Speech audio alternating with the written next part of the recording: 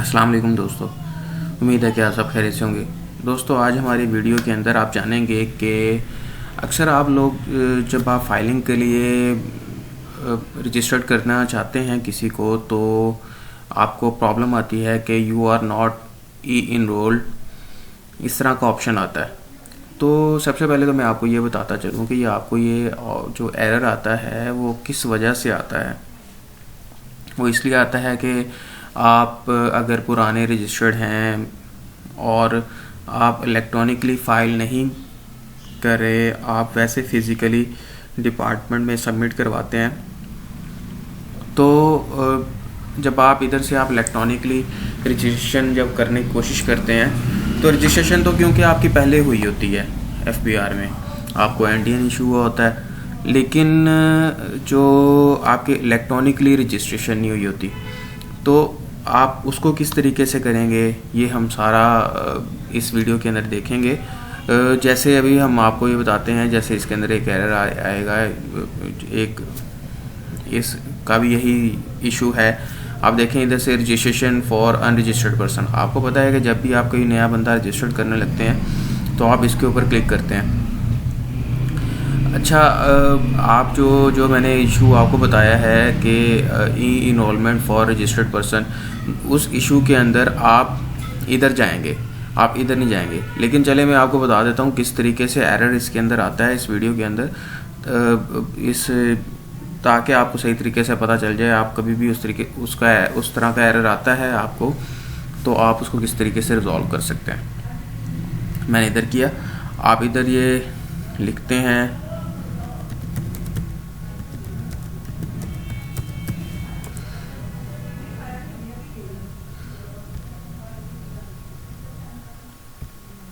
इधर नाम लिखेंगे,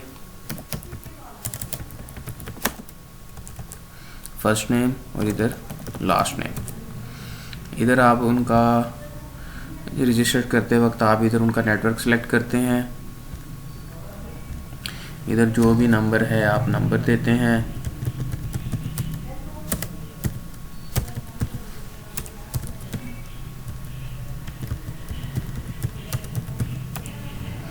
इधर ईमेल एड्रेस देते हैं।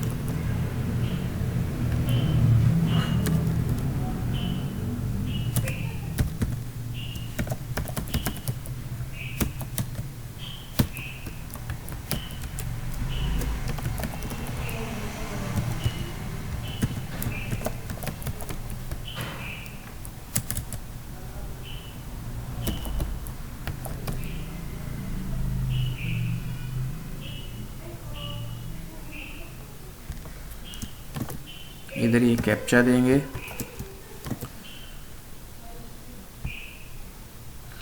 और इधर ये सबमिट का बटन दबा दिया।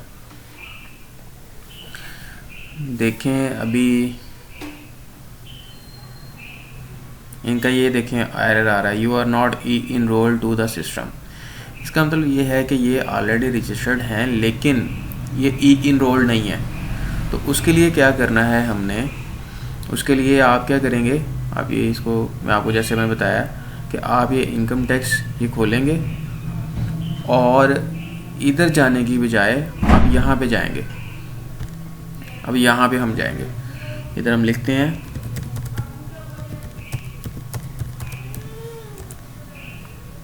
इधर इनका सर्विस का जो भी उनका है वो देंगे, सेल नंबर,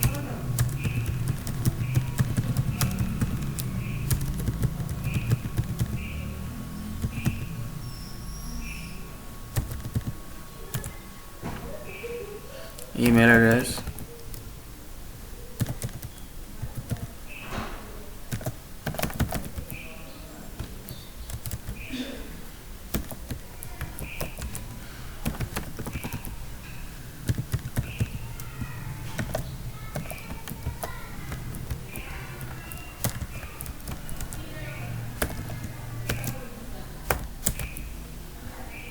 कैप्चा दिया, मैं सबमिट कर दिया। ये देखें आपके ये जो दो एसएमएस आए हैं, एक आपके एसएमएस मोबाइल पे आया है और एक ईमेल पे आया है। आपने इन दोनों जगह पे इधर आपने मोबाइल वाला SMS लिख देना है SMS कोड के आगे, और इधर आपने ईमेल की जगह आपने ईमेल वाला कोड लिख देना है और आपने इधर सबमिट पे क्लिक कर देना है। तो इस तरीके से आपकी ई-एनरोलमेंट हो जाएगी और आपको बाद में पासवर्ड्स आएंगे और पिन आएगा जो आपने लगा के आप इसको लॉगिन किया करेंगे। उम्मीद है कि आपको ये मेरी वीडियो बहुत पसंद आई होगी।